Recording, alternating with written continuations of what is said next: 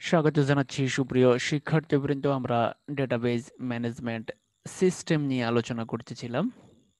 তো ইতিমধ্যে আমাদের দুটি পার্ট শেষ হয়ে গেছে। সেখানে আমরা ডেটা ইনফরমেশন, ডেটাবেজ, ডেটাবেজ তৈরির পদ্ধতি, কিভাবে একটি ডেটাবেজের দুটি কলামের মধ্যে একটা নতুন কলাম যুক্ত করতে হয়, কিভাবে ডেটাবেজের একটা ফিল্ডের নাম পরিবর্তন করতে হয়, কিভাবে ডেটাবেজের একটা কলামকে ফ্রিজ করতে হয় সেই সম্পর্কে আলোচনা করেছি। তো ডেটাবেজ ম্যানেজমেন্ট সিস্টেম হচ্ছে তোমাদের বইয়ের শেষ অধ্যায়। এই অধ্যায় থেকে একটা পূর্ণাঙ্গ সৃজনশীল প্রশ্ন থাকবে 10 মার্কের এবং কমপক্ষে 4টি এমসিকিউ প্রশ্ন থাকবে। এই চ্যাপ্টার থেকে যে প্রশ্নটা আসে সেটা বরাবরই সহজ, সেটা প্রত্যেকে আনসার করতে পারে। তবে তোমাকে বেসিক কিছু জিনিস মনে রাখতে হবে, তাহলে দেখবা যে এই চ্যাপ্টারটা তোমার কাছে অনেক সহজ মনে হবে। শেষ চ্যাপ্টার হওয়ার কারণে সবার কাছে এই চ্যাপ্টারটা অনেক কঠিন বলে মনে হয়, কিন্তু তোমরা দেখেছো যে দুটি পার্টে আমরা যা আলোচনা করেছি সেগুলো অত্যন্ত সহজ ছিল। তো চলো আজকে আমরা শুরু করি। তো আজকে আমরা প্রথমে যে বিষয়টা নিয়ে আলোচনা করব, দেখো, operator, operand, constant, variable, expression. তো আসো, অপারেটর। অপারেটর হচ্ছে যে আমরা এই যে এখানে একটা প্রোগ্রামিং ল্যাঙ্গুয়েজ আছে এসকিউএল, এটা আমরা একবারে শেষে আলোচনা করব। তো এই এসকিউএল এ দেখবো আমরা আর কিছু চিহ্ন ব্যবহার করব বিশেষ, এবং এখানে আমরা যেভাবে বীজগণিতে প্লাস মাইনাস পেয়েছিলাম, গুণ চিহ্ন পেয়েছিলাম, ভাগ চিহ্ন পেয়েছিলাম, এই যে এই যেতে প্রোগ্রামিং ল্যাঙ্গুয়েজে কিন্তু চিহ্নগুলো সরাসরি ওভাবে ব্যবহার করা যায় না। তো আমরা দেখবো যে যে প্লাসকে এখানে কিভাবে লেখে, মাইনাসকে কিভাবে লেখে, তারপরে প্রোডাক্ট অর্থাৎ গুণ চিহ্নকে এখানে কিভাবে লেখা হয়, ভাগ চিহ্নকে কিভাবে লেখা হয়, আমরা এটা পরে দেখবো। তো এখানে আসলে অপারেটর কি? অপারেটর হচ্ছে এই যে চিহ্নগুলো, এই চিহ্নগুলোর নাম হচ্ছে অপারেটর। গাণিতিক এবং যৌক্তিক কাজ নিয়ন্ত্রণ করার জন্য কতগুলো বিশেষ চিহ্ন ব্যবহৃত হয় তাদেরকে অপারেটর বলে। তাহলে দেখো এগুলো হচ্ছে operator: plus, minus, double plus, double minus, percent, এরপরে দেখো ইকুয়াল, ডাবল ইকুয়াল, ইকুয়াল দিয়ে একটা অ্যাপোস্ট্রফি চিহ্ন। এই যে চিহ্নগুলো তোমরা হয়তো প্লাস মাইনাস চিহ্ন, কিন্তু এই যে বাকিগুলোর একটাও তোমরা চিহ্ন না, যে কখন আমরা ডাবল প্লাস ব্যবহার করব, কখন আমরা ডাবল মাইনাস ব্যবহার করব, কখন আমরা পার্সেন্ট ব্যবহার করব। এরপরে দেখো ইকুয়াল তোমরা চিহ্ন, কিন্তু ডাবল ইকুয়াল, ইকুয়াল অ্যাপোস্ট্রফি দিয়ে এই যে চিহ্নগুলো, এই চিহ্নগুলো কিন্তু তোমাদের কাছে একেবারেই নতুন। তবে হ্যাঁ, এগুলো আমরা সি প্রোগ্রামে পেয়েছিলাম। সি প্রোগ্রামও কিন্তু এই চিহ্নগুলোর ব্যবহার আছে, তবে এক এক প্রোগ্রামিং ল্যাঙ্গুয়েজে এক একভাবে ব্যবহার করে। সি প্রোগ্রামিং পারলে কেউ যে এসকিউএল পারবে এরকম কোনো কথা কিন্তু নয়। আবার এসকিউএল পারলে যে তুমি সি প্রোগ্রামিং পারবা, আবার সি প্রোগ্রামিং পারলে যে তুমি যে জাভা স্ক্রিপ্ট পারবা। এক একটা প্রোগ্রামিং ল্যাঙ্গুয়েজ এক এক রকম। যিনি প্রোগ্রামিং ল্যাঙ্গুয়েজ তৈরি করছেন উনি ওনার ইচ্ছা অনুসারে প্রত্যেকটা অপারেটরকে চিহ্নিত করছেন। তাহলে আমরা কি বলবো অপারেটর সম্পর্কে? আসলে গাণিতিক এবং যৌক্তিক কাজ নিয়ন্ত্রণ করার জন্য কতগুলো বিশেষ চিহ্ন ব্যবহৃত হয় তাদেরকে অপারেটর বলে। এরপর আসো অফারেন্ড। অফারেন্ড হচ্ছে একটা পাত্র। তোমরা দেখবে আমরা যে কোনো কাজ করার পরে, যে কোনো কিছু তৈরি করার পরে, যে কোনো কিছু রান্না করার পরে সবকিছুকে আমরা একটা পাত্রের মধ্যে রাখি। ওই যে পাত্রটার নাম হচ্ছে অপারেন্ড। ঠিক একইভাবে যে ডেটা ধারণ করে তাকে অপারেন্ড বলে, অর্থাৎ যার ভিতরে ডেটাকে রাখা হয়। মনে রাখবা, প্রত্যেকটা দোকানদারের, প্রত্যেকটা কোম্পানির একটা গোডাউন আছে। গোডাউনের ভিতরে তারা কি করে? তারা প্রোডাক্টকে রাখে। গোডাউনের ভিতরে প্রোডাক্টকে রাখা হয়। গোডাউনের একটা দরজা থাকে, সেখানে একটা তালা থাকে, অর্থাৎ সিকিউরিটি সিস্টেম। তাহলে যেখানে প্রোডাক্টকে রাখা হয়, যেখানে ডেটাকে রাখা হয়, যে ডেটা ধারণ করে তাকে বলে অপারেন্ড। এরপর আসো কনস্ট্যান্ট। যার মান প্রোগ্রাম নির্বাহের সময় অপরিবর্তিত থাকে তাকে কনস্ট্যান্ট বলে, অর্থাৎ যার মান কখনোই পরিবর্তিত হয় না প্রোগ্রাম নির্বাহের সময় এবং প্রোগ্রামের শুরুতে, প্রোগ্রামের শেষে কখনোই যার মানের কোনো পরিবর্তন হয় না তাকে বলে কনস্ট্যান্ট। তো তোমরা এগুলো চেঞ্জ বা 0 থেকে 9 এসে এই যে ডিজিটগুলো, এই ডিজিটগুলো হচ্ছে কনস্ট্যান্ট। কারণ তুমি পৃথিবীর যে প্রান্তে যাও না, 2 থাকবে, 3 থাকবে, 4 থাকবে। তাহলে যার মানের কোনো পরিবর্তন হয় না তাকে বলা হয় কনস্ট্যান্ট। এবার আসো ভ্যারিয়েবল। যার মান প্রোগ্রাম নির্বাহের সময় পরিবর্তন হয় তাকে বলে ভ্যারিয়েবল। ভ্যারিয়েবলের মান সময় সময় পরিবর্তিত হয়। ভ্যারিয়েবল যেমন ধরো তোমাকে যদি বলা হয় যে 1 আর 2 যোগ করো, তাহলে কত হবে ফলাফল? 3 হবে। কিন্তু তোমাকে যদি প্রশ্ন করা হয় যে দুটি সংখ্যা যোগ করো, তাহলে তুমি সেটা 3-5 করতে পারো, সেটা 4-4 করতে পারো, সেটা 6-7 করতে পারো, সেটা 10-11 করতে পারো। অর্থাৎ তুমি তোমার ইচ্ছা মতো যোগ করবা। তাহলে ভ্যারিয়েবলটা হচ্ছে ইচ্ছা মতো। ভ্যারিয়েবলটা হচ্ছে ইচ্ছা মতো। আমরা একটা উদাহরণে দেখবো যে ভ্যারিয়েবল কোনটা বা কনস্ট্যান্ট কোনটা। তাহলে কনস্ট্যান্ট গুলো হচ্ছে, মনে রাখবো, 0 থেকে 9 পর্যন্ত যে ডিজিটগুলো, এই ডিজিটগুলোকে আমরা কনস্ট্যান্ট হিসেবে সবসময়, এবং এটা বীজগণিত, যৌক্তিক, গাণিতিক প্রত্যেকটা কাজে কিন্তু আমরা ওগুলাকে কনস্ট্যান্ট হিসেবে বিবেচনা করে থাকি। আর A B C D X Y Z এগুলোকে আমরা সবসময় ভ্যারিয়েবল হিসেবেই বিবেচনা করি, কারণ এই যেটা হচ্ছে অজ্ঞাত রাশি, অজ্ঞাত রাশিকে আমরা সবসময় ভ্যারিয়েবল ধরি আর জ্ঞাত রাশিকে আমরা সবসময় কনস্ট্যান্ট ধরি। তো এই যে সংখ্যাগুলো, এই সংখ্যাগুলো কিন্তু 1 মার্কের জন্য বা 2 মার্কের জন্য তোমার পরীক্ষায় আসতে পারে, এই জন্য এগুলো ভালো করে পড়ে নিতে হবে তোমাদেরকে। এবার আসে সর্বশেষ এক্সপ্রেশন। এক্সপ্রেশন তো তোমরা জানো যে তার এক্সপ্রেশন অনেক সুন্দর ছিল। এক্সপ্রেশন মানে কি? উপস্থাপন। যে এই লোকটার এক্সপ্রেশন, এই ছেলেটার এক্সপ্রেশন অনেক সুন্দর ছিল। তো এক্সপ্রেশন মানে হচ্ছে এই যে প্রত্যেকটা জিনিস দিয়ে তুমি যে জিনিসটা গঠন করবা সেটার অর্থবোধক উপস্থাপনকে বলে expression. Operator, operand, constant, variable, এদের অর্থবোধক উপস্থাপনকে বলা হয় এক্সপ্রেশন। তাহলে এই যে চারোটা জিনিস, এই চারোটা জিনিসকে তুমি যখন সুন্দরভাবে সুনির্দিষ্টভাবে সাজাবে, তার একটা অর্থ তৈরি হবে, তখন তুমি তাকে বলবা এক্সপ্রেশন। তাহলে অপারেটর লাগবে, অপারেন্ড লাগবে, কনস্ট্যান্ট লাগবে, ভ্যারিয়েবল লাগবে, তোমাকে সবকিছু দিয়ে দিল। দিয়ে দেওয়ার পরে তুমি সবকিছুকে সুন্দর করে সাজাইয়া উপস্থাপন করলা, তখন তার নাম হয়ে যাবে এক্সপ্রেশন। তো চলো দেখি আমরা একটা উদাহরণ। দেখো এই যে জিনিসটা, এটা কিন্তু একটা এক্সপ্রেশন। এই যে অ্যাভারেজ, অ্যাভারেজকে আমরা, এই যে আমরা এখানে কিন্তু অনেক কাজ করবো, অ্যাভারেজ, সামেশন, প্রোডাক্ট, তারপরে সাবট্রাকশন, অনেকগুলো কাজ করবো। তো আমরা সংক্ষেপে এভিজি ব্যবহার করছি, অ্যাভারেজ না লিখে আমরা সংক্ষেপে কি ব্যবহার করছি? এভিজি ব্যবহার করছি। এটা হচ্ছে অ্যাভারেজ। অ্যাভারেজ ইকুয়াল কত? এ প্লাস বি বাই টু, অর্থাৎ দুটি সংখ্যার যোগফল বাই টু। তাহলে তোমরা এখানে খেয়াল করো, এই যে এটা হচ্ছে এক্সপ্রেশন, এই ছেলেটার এক্সপ্রেশন অত্যন্ত সুন্দর, এই মেয়েটার এক্সপ্রেশন অত্যন্ত সুন্দর। এই মেয়েটা মানে এই যে এক্সপ্রেশন মানে হচ্ছে নিজেকে উপস্থাপন করা, যে তার কথাবার্তা, চাল চলন, আচার আচরণ সবকিছু অত্যন্ত সুন্দরভাবে মার্জিত হবে। তাহলে দেখো এটি হচ্ছে একটা expression, average equal a plus b by two. তাহলে এখানে এখানে বলতে হবে তোমাদেরকে যে কনস্ট্যান্ট কোনটা, ভ্যারিয়েবল কোনটা, অপারেটর কোনটা, অপারেন্ড কোনটা। তাহলে দেখো অপারেটর হচ্ছে এই যে চিহ্নটা, এই চিহ্নটার নাম হচ্ছে ভাগ চিহ্ন।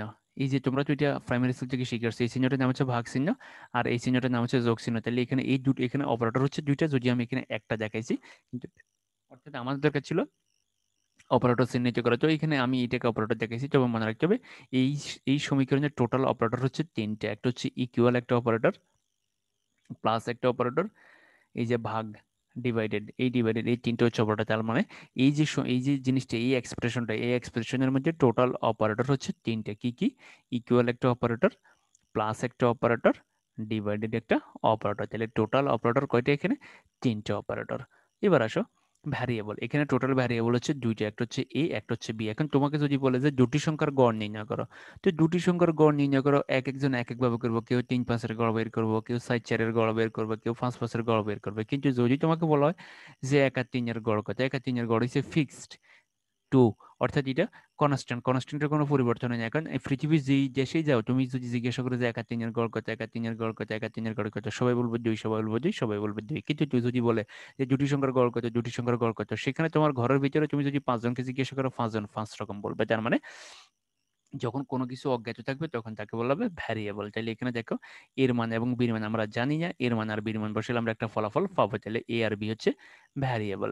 তাহলে এখানে ভ্যারিয়েবল হচ্ছে কয়টা? দুইটা, একটা এ, একটা বি এর হচ্ছে ভ্যারিয়েবল।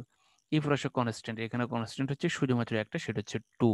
টু ছাড়া বাকি সবাই পরিবর্তনশীল। কারণ ধরো এর মান 1, বির মান যদি 3 হয়, তাহলে গড় হইব 2, তার মানে তখন এভারেজের মান হইব 2। কিন্তু এর মান 4, বির মান যদি 4 হয়, তখন এভারেজের মান হয়ে যাবে 4। তার মানে এই যে এ আর বি এর উপর নির্ভর করে এভারেজের মানও পরিবর্তন হয়ে যাচ্ছে, কিন্তু টু এর কোনো পরিবর্তন হচ্ছে না। তাহলে টু হচ্ছে এখানে কনস্ট্যান্ট। তাহলে এই যে এক্সপ্রেশনটা, এই এক্সপ্রেশনের কনস্ট্যান্ট হচ্ছে শুধুমাত্র একটা। এরপর আসো অপারেন্ড। এই যে দেখো এখানে যে ক্যালকুলেশনটা করবে, এই ক্যালকুলেশনটা কার মধ্যে জমা থাকবে? অ্যাভারেজের মধ্যে জমা থাকবে। অর্থাৎ অ্যাভারেজ হচ্ছে পাত্র, এটাকে বলে অপারেন্ড। অর্থাৎ যার ভিতরে ডেটা জমা থাকে সে হচ্ছে অপারেন্ড। তাহলে এটা হচ্ছে একটা অপারেন্ড। এটা হচ্ছে অপারেন্ড, অর্থাৎ এ প্লাস বি বাই টু। এই ক্যালকুলেশনটা করে ডাটাটা কোথায় জমা থাকবে? অ্যাভারেজে জমা থাকবে। আমরা যখন ক্যালকুলেটর, আমরা এই যখন ক্যালকুলেটরে যোগ করি, ক্যালকুলেটরে গুণ করি, ক্যালকুলেটরে কোনো কিছু কাজ করার পরে সেই যে আমাকে ফলাফলটা দেখে, এই ফলাফলটা কিন্তু অস্থায়ী কোথাও জমা থাকে। তাহলে কোথায় জমা থাকে? অপারেন্ডের মধ্যে জমা থাকে। আমরা যখন প্রোগ্রামিং ল্যাঙ্গুয়েজ করবো তখন আমরা এগুলো সম্পর্কে আরো বিস্তারিত জানবো। আর এই পুরোটা জিনিসকে বলা হয় এক্সপ্রেশন। তাহলে তোমরা নিশ্চয়ই বুঝতে পারছো যে এক্সপ্রেশন কোনটা। তো এমসিকিউতে কিন্তু এরকম আসতে পারে, তোমাকে এরকম একটা এক্সপ্রেশন দিয়ে দিবে, দিয়ে বলবে যে এখানে অপারেটর কোনটা, ভ্যারিয়েবল কোনটা, অপারেন্ড কোনটা। তো বেশিরভাগই অপারেন্ড আসে, যে এখানে অপারেন্ড কোনটা। এটা এই জন্য তোমাদেরকে কিন্তু এটা ভালোভাবে জেনে রাখতে হবে। তাহলে মনে রাখবে 0 থেকে 9 পর্যন্ত যদি এই ডিজিটগুলো পাও সেটা হবে কনস্ট্যান্ট, আর A B C D X Y Z যদি পাও সেটা হবে ভ্যারিয়েবল, আর প্লাস মাইনাস ভাগ ইকুয়াল যা পাও সব হবে অপারেটর, আর যার ভিতরে ডেটা থাকবে সে হবে অপারেন্ড, আর টোটাল জিনিসটাকে বলা হবে এক্সপ্রেশন। এবার আসো আমরা অত্যন্ত ইম্পর্টেন্ট যেটা বলা যায় যে আইসিটি চালু হওয়ার পর থেকে প্রত্যেক বছরই পরীক্ষা আসছে।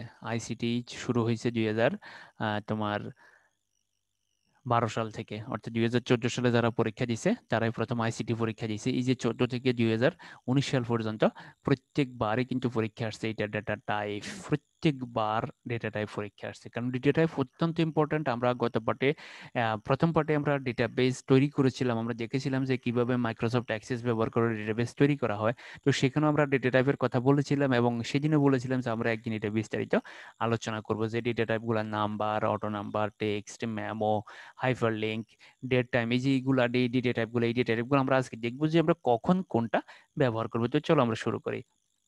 তো সবচেয়ে বেশি যে জিনিসটা ব্যবহৃত হয় সেটা হচ্ছে টেক্সট। সবচেয়ে বেশি যে জিনিসটা ব্যবহৃত হয় ডেটা টাইপে সেটা হচ্ছে টেক্সট। এই টেক্সট ব্যবহার করলে সুবিধা, তুমি যখন যেমন ধরো রোল, তারপরে ধরো ফোন নাম্বার, তারপরে ধরো যে কোনো ইয়েতে ফিল্ডে তুমি যখন টেক্সট ব্যবহার করবা, তখন টেক্সট ব্যবহার করলে তুমি কি কি সুবিধা পাবা? টেক্সট ব্যবহার করলে তুমি সেখানে স্পেস দিতে পারবা, তুমি সেখানে বর্ণ, চিহ্ন, সংখ্যা, অর্থাৎ কিবোর্ডের ভিতরে যতগুলা তোমরা কিবোর্ড, তোমাদের বাসায় নিশ্চয়ই কিবোর্ড আছে বা কম্পিউটারে কিবোর্ড আছে, মোবাইলে কিবোর্ড আছে, কিবোর্ডের ভিতরে যতগুলো বাটন আছে, যতগুলো অক্ষর আছে, প্রত্যেকটা অক্ষরকে তুমি এখানে, প্রত্যেকটা অক্ষর দিয়ে তুমি এখানে লিখতে পারবা। এবং সর্বোচ্চ কয়টি অক্ষর লিখতে পারবা? সর্বোচ্চ 55টি অক্ষর লিখতে পারবে। এখানে 25 হবে না, এখানে ধরতে হবে 255। সর্বোচ্চ 55টি অক্ষর লেখা যায়। মনে রাখবে এটা কিন্তু পরীক্ষা প্রায় নৈর্ব্যক্তিক এসে যে টেক্সট ফিল্ডে সর্বোচ্চ কয়টি অক্ষর ধারণ করা যায়। টেক্সট ফিল্ডে সর্বোচ্চ 255টি অক্ষর ধারণ করা যায়। তাহলে টেক্সট ফিল্ডে কতটি অক্ষর ধারণ করা যায়? 255টি অক্ষর ধারণ করা যায়। যে তোমরা আমার ভয়েস শোনো কিনা নাকি স্ক্রিনশট দিয়ে লিখে ফেলো, তার জন্যই এই কাজটা করা। যে যারা আমার কথাগুলো শুনবে তারা কিন্তু 255 লিখবে, আর যারা স্ক্রিনশট নিয়ে করবে তারা 225 লিখবে।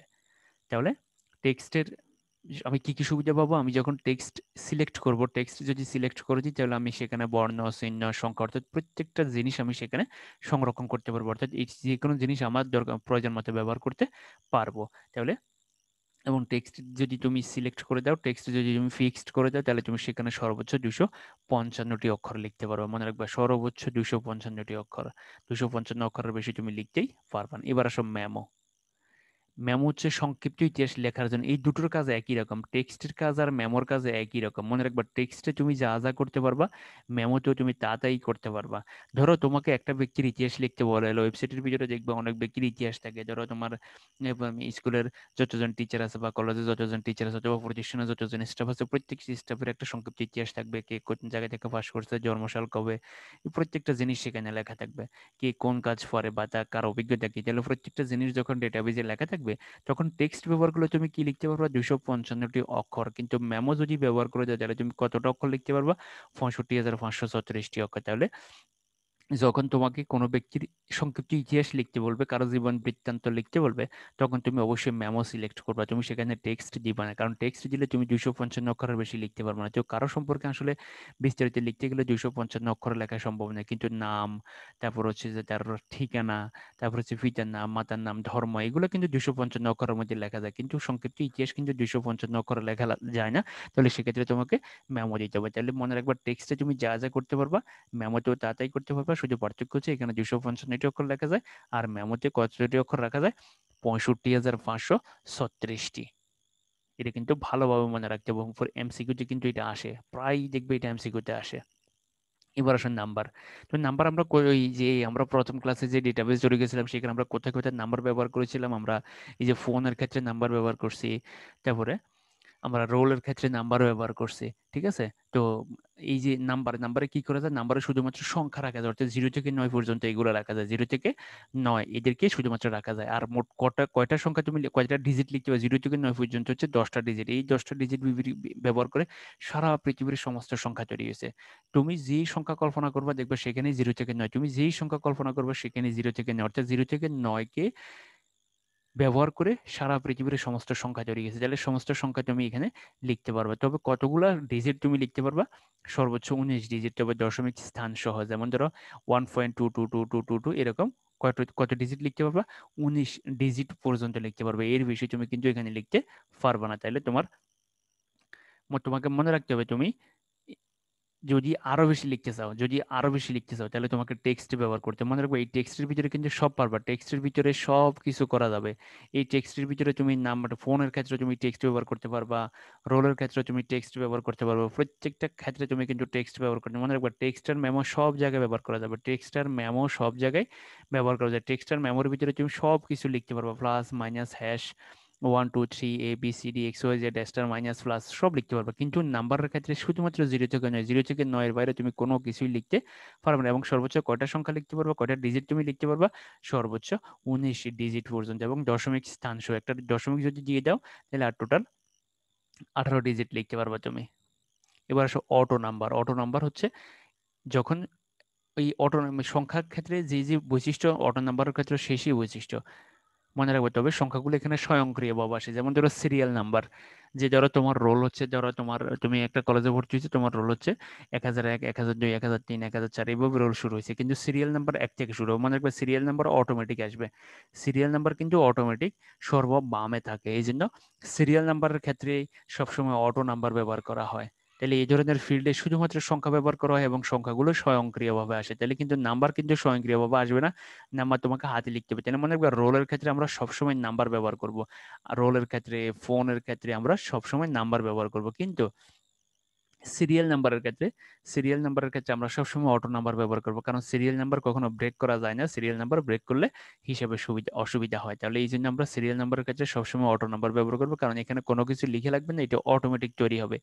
এই সিরিয়াল নাম্বারটা কিন্তু অটোমেটিক আসবে, এই কারণে আমরা এখানে কি ব্যবহার করবো, এখানে আমরা এই অটো নাম্বার ব্যবহার করব। তাহলে নাম্বার আর অটো নাম্বারের মধ্যে কি পার্থক্য আছে? আবার পুরো নাম্বার আর অটো নাম্বারের নাম্বার হাতে লিখা যাবে, অটো নাম্বার কিন্তু স্বয়ংক্রিয়ভাবে আসবে, এটা খেয়াল রাখতে হবে। এখানেও কিন্তু সংখ্যা ব্যবহার, ডিজিট মানে 0 থেকে 9 পর্যন্ত ব্যবহার করা হয়, এখানেও 0 থেকে 9 পর্যন্ত ব্যবহার করা হয়।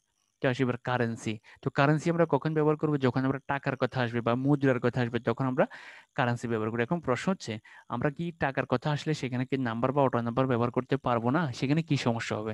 হ্যাঁ, নাম্বার বা অটো নাম্বার আমরা ব্যবহার করতে পারবো, তবে অটো নাম্বার ব্যবহার করলে সমস্যা কোথায়? ধরো কারো কাছে তুমি পাবে 5,000 টাকা, কারো পাবে 10,000 টাকা, তাহলে অটো নাম্বার দিলে তুমি কিন্তু নিজের ইচ্ছে মতো কিছু লিখতে পারবে না, সেটা অটোমেটিক আসবে।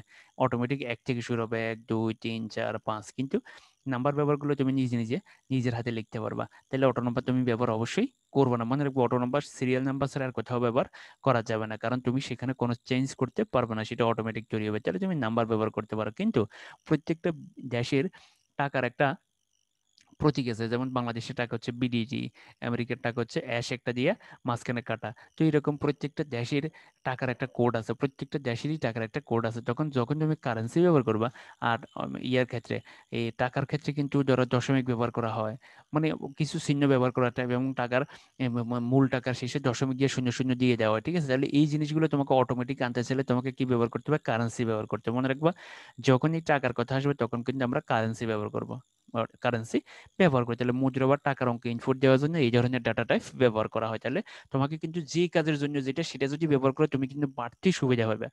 যে কাজের জন্য যেটা, তুমি যদি সেটা ব্যবহার করো তুমি কিন্তু বাড়তি কিছু সুবিধা কিন্তু পাবে, এটা কিন্তু খেয়াল রাখতে হবে। তাইলে নাম, পিতার নাম, মাতার নাম, গ্রুপ লিখতে টেক্সট ব্যবহার করবা, সংক্ষিপ্ত টেক্সট লিখতে মেমো ব্যবহার করবা, তারপরে যে কোনো ফোন নাম্বার, রোল নাম্বার লিখতে নাম্বার, আর অটো নাম্বার লিখবে শুধুমাত্র সিরিয়াল নাম্বারের জন্য, যেটা অটোমেটিক ভাবে তৈরি হবে। অটো দরকার 1 থেকে শুরু হবে, মনে রাখবে অটো নাম্বার কিন্তু 1 থেকে শুরু হবে, তুমি যা দিবে তার উপর কোনো কিছু ডিফারেন্ট করবে না, 1 থেকে শুরু হবে সে। আর কারেন্সি হচ্ছে মুদ্রা বা টাকার অঙ্ক ইনপুট দেওয়ার জন্য, যখন ফি বা কোনো চার্জ তখন থাকবে, তখন তুমি অবশ্যই কারেন্সি ব্যবহার করবা। এরপর আসো ডেট, টাইম, তারিখ। এই যে আমরা ডেট অফ বার্থ সংগ্রহ করি ডেটাবেজের মধ্যে, ডেট অফ বার্থ হচ্ছে একটা গুরুত্বপূর্ণ জিনিস। তোমরা যে জায়গায় অ্যাকাউন্ট খোলো, ইমেল অ্যাকাউন্ট খোলো, ফেসবুক অ্যাকাউন্ট খোলো, যেখানে যাও সেখানে কিন্তু ডেট টাইম লাগে, অর্থাৎ ডাটাবেজের মধ্যে ডেট টাইম সবসময় থাকে। তো নির্ধারিত তারিখ সংরক্ষণের জন্য এই টাইপ ব্যবহার করা। আর এই ধরনের ফিল্ডের মোট দৈর্ঘ্য 8 ক্যারেক্টার, যা পূর্ব নির্ধারিত এবং অপরিবর্তনীয়। অর্থাৎ এই ডেট টাইমের মধ্যে তুমি সর্বোচ্চ 8টি ক্যারেক্টার লিখতে পারবে। 8টি ক্যারেক্টার কিভাবে মিলেছে? ধরো তোমার জন্ম হচ্ছে এপ্রিল, যে এপ্রিল 4 এপ্রিল 2020, 4 এপ্রিল 2020, তো 4 এপ্রিল 2020 যদি হয়, তাহলে দেখো 4 এপ্রিল, তাহলে এপ্রিল মানে জিরো সাইড, তারপরে একটা স্ল্যাশ মানে হাইফেন দিয়ে দাও, ঠিক আছে, বা স্ল্যাশ দিয়ে দাও, ঠিক আছে, একটা আঁকটা অবলিক দিয়ে দাও, তাহলে দেখো 3 ডিজিট হয়ে গেছে। তারপর আবার জিরো সাইড, তাহলে কয় ডিজিট হয়ে গেছে? এইভাবে তোমার কিন্তু এই যে 8 ডিজিট টোটাল হিসাব করা হয়। টোটাল 8 ডিজিট তোমরা লিখে দেখবে, তোমরা যেভাবেই তোমাদের ডেট অফ বার্থ লিখো সেখানে কিন্তু টোটাল 8টি ক্যারেক্টারে লেখা হয়, যে 0 সাইড/20, তাহলে দেখো এখানে টোটাল 8টি ক্যারেক্টার হয়ে গেছে। তাহলে ডেট টাইমের ভিতরে সর্বোচ্চ 8টি ক্যারেক্টার ব্যবহার করা হচ্ছে। তাহলে এটা আমরা কখন ব্যবহার করবো? এটা শুধুমাত্র আমাদের জন্ম তারিখ সংরক্ষণের জন্য ডেট টাইম ব্যবহার করবো, কারণ এই অবলিক চিহ্নটা কিন্তু আর কোথাও আসবে না। এবং এখানে ডেটাবেস তৈরি করার সময় আরো একটা মজার বিষয় আছে, যে আমরা যখন এই যে 0 সাইড/20 লিখে বলবো, তখন ওখানে আমাদেরকে শো করবে যে 4 এপ্রিল 2020 এই কথাটা যদি তুমি আনতে চাও, তাহলে অবশ্যই তোমাকে ডেট টাইম ব্যবহার করতে হবে। এখন তুমি হয়তো বলতে পারো যে আমি তো সব জায়গায় টেক্সট ব্যবহার করতে পারি। আসলে সব জায়গায় টেক্সট ব্যবহার করলে তুমি ডেটাবেজের যে সৌন্দর্য সেটা তুমি দেখবে না। যেমন কারেন্সি ব্যবহার করলে তুমি যদি 20 টাকা লেখো, এখানে তোমাকে শো করবে 20.00। তুমি যদি 50 টাকা লেখো, 50.00। এবং তুমি যদি আমেরিকান ডলার সিলেক্ট করে দাও, তাহলে ফার্স্টে ডলারের সাইনটা দেখাবে। ঠিক আছে? তাহলে তুমি এই যে চেঞ্জগুলো এই যে সুন্দর জিনিসগুলো আনতে চাইলে তোমাকে অবশ্যই তার নির্ধারিত টাইপ তোমাকে ব্যবহার করতে হবে। যেমন ধরো ডেট টাইমে তুমি যদি এই টেক্সট ব্যবহার করো, তাহলে তুমি 14 এপ্রিল 2020 এটাই লেখা থাকবে, অর্থাৎ 04/04/20। কিন্তু তুমি যদি ডেট টাইম ব্যবহার করে, তাহলে তুমি লিখবে 04/04/20, কিন্তু তোমাকে শো করবে 14 এপ্রিল 2020, এভাবে দেখাবে। এরপর আসলে ইয়েস নো, দেখবে কোনো কোনো ক্ষেত্রে কোনো ডাটার মান হ্যাঁ বা না হতে পারে। অর্থাৎ তুমি একটা প্রশ্ন করলা যে আপনি কি বিবাহিত না অবিবাহিত, হ্যাঁ অথবা না লিখুন। অথবা আপনি এই কাজটা করেছেন কিনা, অথবা আপনি এটা করতে চান কিনা, আপনি এখানে অ্যাডমিশন নিতে চান কিনা, আপনি এক্সট্রা ক্লাস করতে চান কিনা, বা আপনি এই যে এক্সট্রা প্রোডাক্ট পেতে চান কিনা। তাহলে এই ক্ষেত্রে তুমি যদি উত্তর হ্যাঁ বা না হইতে পারে, সেক্ষেত্রে তোমার এই ফিল্ড ব্যবহার করো। মনে রাখবে এখানে শুধুমাত্র একটা ক্যারেক্টার লেখা যায়, সেটা হচ্ছে ওয়াই অথবা এন, অথবা অর্থাৎ একটা ক্যারেক্টার। ইয়েস হইলে ওয়াই, নো হইলে এন, অথবা 1 0। মনে রাখবে 1 মানে হচ্ছে ইয়েস আর 0 মানে হচ্ছে নো। অথবা ট্রু ফলস, ট্রু মানে হচ্ছে টি আর ফলস মানে হচ্ছে এফ। তাহলে শুধুমাত্র একটা ক্যারেক্টার লেখা যাবে। ইয়েসটাও যদি ব্যবহার করে সেখানে এক ক্যারেক্টার, অথবা টিক চিহ্ন দেওয়া যাবে, টিক চিহ্ন অথবা ক্রস দেওয়া যাবে। টিক চিহ্ন অথবা ক্রসের, যে আপনি এই কাজটা করতে চান কিনা, আপনি এই কাজটা করতে পারবেন কিনা, বা আপনি এই কাজটা করার জন্য উপযুক্ত কিনা, যে বা এই কাজের জন্য আপনি ফি প্রদান করবেন কিনা। তাহলে যে ক্ষেত্রে কোনো ডেটার মান হ্যাঁ বা না যে কোনোটি হতে পারে, হ্যাঁ অথবা না যে কোনোটি, তাহলে সেই ক্ষেত্রে এই ধরনের ফিল্ড ব্যবহার করে। আর এই ফিল্ডের মোট দৈর্ঘ্য 1 ক্যারেক্টার। তোমাকে কিন্তু এই জিনিসগুলো এমসিকিউর জন্য সবচেয়ে বেশি মনে রাখতে হবে। সিকিউরিটিতে আসবে এটা 3 মার্কের জন্য, সিকিউরিটিটা সবসময় 3 মার্কের জন্যই আসছে। তবে পুরোটা কিন্তু আসে না, আসে ধরো টেবিলের ভিতরে সাইটে ডাটা আছে, ওই সাইটে ডাটা টাইপ তোমাকে নির্ধারণ করতে বলে। ঠিক আছে? তো মনে রাখো তোমাকে কিন্তু ডেট টাইমের এই যে ইয়াটা মনে রাখতে হবে, ডেট টাইমের মোট দৈর্ঘ্য কত, তারপরে ইয়েস নো এর মোট দৈর্ঘ্য কত, এই জিনিসগুলো কিন্তু তোমাকে মনে রাখতে হবে। এটা কিন্তু এমসিকিউর জন্য অত্যন্ত ইম্পর্টেন্ট। তাহলে ইয়েস নো এর ফিল্ডের মোট দৈর্ঘ্য হচ্ছে 1 ক্যারেক্টার, অর্থাৎ এখানে সর্বোচ্চ একটা ক্যারেক্টারকে রাখা যাবে।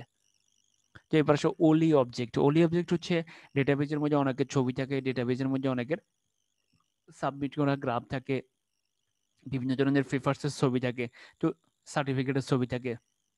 ধরো একটা কলেজের স্টাফদের তুমি ডেটাবেস তৈরি করছো, সেখানে টিচারদের প্রত্যেকটা সার্টিফিকেটের ছবি থাকবে বা তাদের জয়েনিং এর কপির ছবি থাকবে। তাহলে ছবি যুক্ত চাইলে তোমাকে কি ব্যবহার করতে হবে? ওলি অবজেক্ট ব্যবহার। তাহলে এই ধরনের ডেটাবেসের মাধ্যমে গ্রাফ, ওয়ার্কশিট ইত্যাদি ডেটাবেজে যুক্ত করা যায়। তাহলে মনে রাখবা ডেটাবেসে কোনো ছবি যুক্ত করতে চাইলে, ডেটাবেসে কোনো কাগজ যুক্ত করতে চাইলে, স্ক্যান করা কোনো কিছু যুক্ত করতে চাইলে তোমাকে কি ব্যবহার করতে হবে?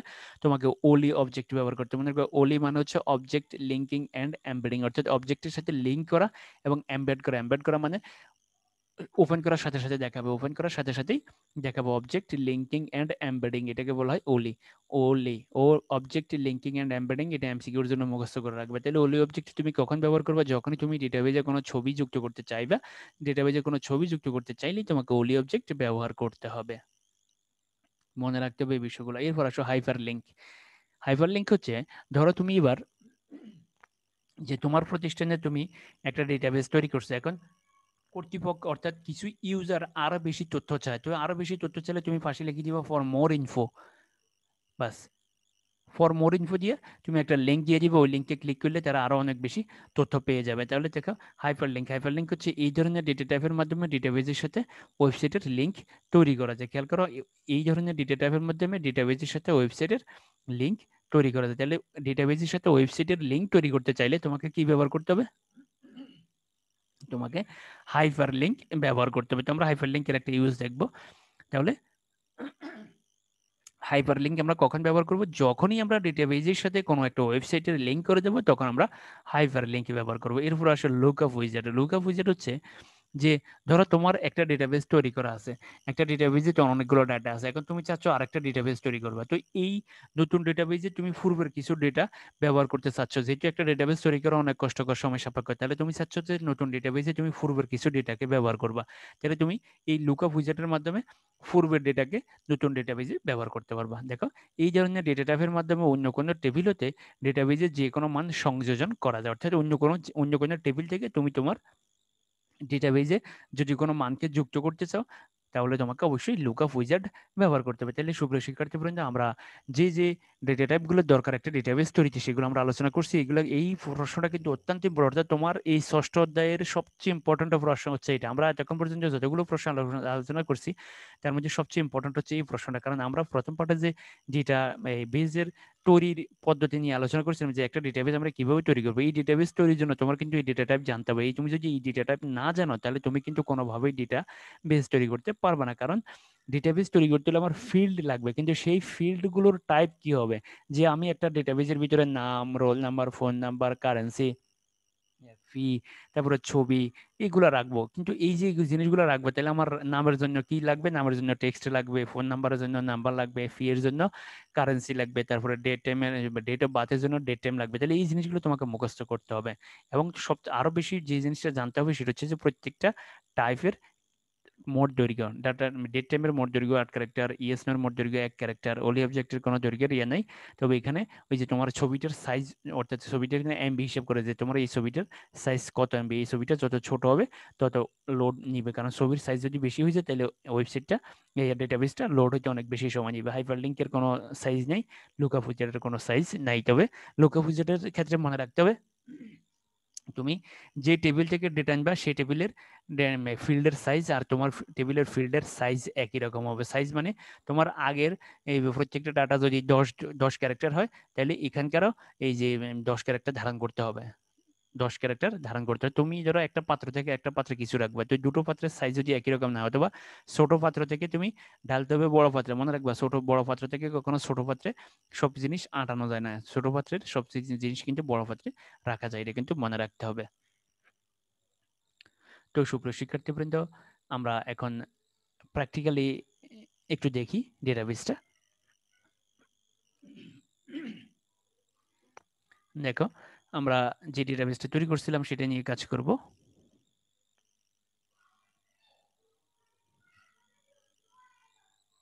আমাদের ডেটাবেসের নাম কি ছিল? Online group 2020। দেখো, আমরা এটাকে ডিজাইন ভিউ মোডে ওপেন করব। এই দেখো, আমাদের রোলের টাইপ ছিল নাম্বার, নেমের টাইপ ছিল টেক্সট, মাদার্স নেম ছিল টেক্সট, গ্রুপ ছিল টেক্সট, ফোন ছিল নাম্বার, রিলিজিয়ন ছিল টেক্সট, দেখো ফিক্স ছিল অলি অবজেক্ট, অ্যাড্রেস ছিল টেক্সট, ফি ছিল কারেন্সি, ডেট ছিল ডেট টাইম। ধরো আমি এখন ফর মোর ইনফো, দেখো ফর মোর ইনফো, দেখো এটা দিব আমি hyper link, for more info হবে হাইপার লিঙ্ক। তো এই এরপরে ধরো জিনিসগুলো, তো এইগুলো তো আমরা গত পাঠে আলোচনা করছি। ধরো আমি যদি রোলে এখন অটো নাম্বার দিই, দেখো আমি রোলে যদি অটো নাম্বার দিই, তো অটো নাম্বার দিলে কি হইব, সে অটোমেটিকই আসবে, মনে রাখতে হবে এটা। তো আমি কিন্তু অটো নাম্বার দেবো না, কারণ রোল এই কখনো অটো নাম্বার আসলে দেওয়া যায় না। তবে আমরা চাইলে আরেকটা দিতে পারি, যেমন ধরো আইডি বা সিরিয়াল নাম্বার।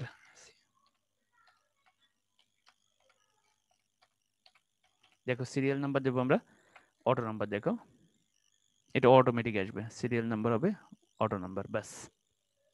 এরপর এটাকে সেভ করলাম, সেভ করে এখন ওপেন করে দেখো, এই এই roll name, others name, group, phone, religion, ফিক, অ্যাড্রেস, ভিডিও, দেখো ফর মোর ইনফো। আমি দেখো এখানে একটা অ্যাড্রেস, ওয়েবসাইটের অ্যাড্রেস দিয়ে দিচ্ছি। দেখো ধরো আমার ওয়েবসাইটের অ্যাড্রেস দিয়ে দিচ্ছি, দেখো www.tulipkesh.com, দেখো হয়ে গেছে। এরপরে দেখো এই যে, দেখো এই যে এক এক কিন্তু অটোমেটিক চলে আসছে, খেয়াল করো এই যে এক কিন্তু আমি লিখিনি, আমি এখানে কোনো টাইপই করি না, সিরিয়াল নাম্বার কিন্তু অটোমেটিক চলে আসছে। দেখো আমি যদি আরেকটা ডাটা এন্ট্রি করি, খেয়াল করো আমি যদি আরেকটা ডাটা এন্ট্রি করি, ধরো রোল দিলাম আমি 101, দেখো এরপরে এই দেখো নেম দিলাম ধরো জি, তারপরে মাদার্স নেম দিলাম টি, তারপরে গ্রুপ দিলাম ধরো আর্টস, তারপরে ফোন দিলাম ধরো 0199, তারপরে ধরো রিলেন দিলাম ধরো HI DU হিন্দু, তারপরে ধরো ফি দিলাম না আমি, পরে দেবো অ্যাড্রেস দিলাম ধরো ফেনী, তারপরে ধরো ফি দিলাম ধরো 3000। দেখো এই যে ফি ক্ষেত্রে আমরা এখানে ডলার চিহ্নিত করা ছিল, দেখো আমি লিখছি মাত্র 3000, কিন্তু দেখো কত সুন্দর মতো একটা আইকন সহ চলে আসছে। দেখো ডলারের যে আইকন ছিল সেই আইকন সহই কিন্তু এখানে চলে আসছে। তোমরা ভালো করে দেখো, বিচার ডেট অফ বার্থ লিখবো আমি, দেখো ডেট অফ বার্থ লিখবো ধরো 20/20 1988, দেখো চলে আসলো। তো এই আচ্ছা ডেট টাইম আমি চাইলে এখান থেকে লিখতে পারি, দেখো এই যে এখানে ক্যালেন্ডার চলে আসছে, দেখো আমরা ধরো এই যে এটা দিয়ে দিলাম, বাস হয়ে গেল। তো এখন এই যে ডেট টাইমের ভিতরে কিন্তু অনেকগুলো জিনিস আছে। ডেট টাইমের ভিতরে আমরা ডেট টাইম নিয়ে আবার পরে দরকার আলোচনা করবো। ডেট টাইমের ভিতরে আমরা চাইলে এখানে এই যে দেখো 11/24/2020 লিখছি না, আমরা দেখবা আমরা ডেট টাইমের একটা ফরম্যাট আছে, এই ফরম্যাটটা যদি চেঞ্জ করে দিই, সে যেখানে দেখবা তার এই দিন সহ চলে আসবে, যে সে কোন মাস কোন দিন সহ চলে আসবে। আমরা একটু পরে সেটা নিয়ে আলোচনা করবো। তো দেখো এরপরে এখানে আমি আরেকটা ওয়েব অ্যাড্রেস দিয়ে দিচ্ছি, www.examhive.com, examhive.com। দেখো এই দেখো দুই কিন্তু আমি লিখি না, দেখো দুই অটোমেটিক চলে আসছে, আমার সিরিয়াল নাম্বার কিন্তু অটো নাম্বার। তো দেখো এখন এই যে ডাটাবেজে তুমি যদি ক্লিক করো, দেখো ডাটাবেজটা কিন্তু ওপেন হয়ে যাবে। খেয়াল করো, তুমি একটা ডাটাবেজে ছিলে, সেই ডাটাবেজের, তো দেখো আনএবল টু এখন এই যে ক্যান নট ডাউনলোড ইনফরমেশন, এই মুহূর্তে যাওয়া সম্ভব না। আমরা এখন যেহেতু ক্লাসে আছি এই কারণে এই ডাটাবেজটা এখন ওপেন হবে না। দেখো তাহলে এই যে ডেট টাইমের বিষয়টা আমরা একটু দেখি। দেখো ডেট টাইমে দেখো আমরা যদি ফরম্যাটটাকে চেঞ্জ করে দিই, দেখো ডেট টাইম দেখো আমরা যদি ফরম্যাটকে চেঞ্জ করে দিই, দেখো ডেট টাইম আমাদেরকে কেমন করে দেখাবে, এই ডেট টাইম আমাদেরকে কেমন দেখাবে। দেখো ডেট টাইম,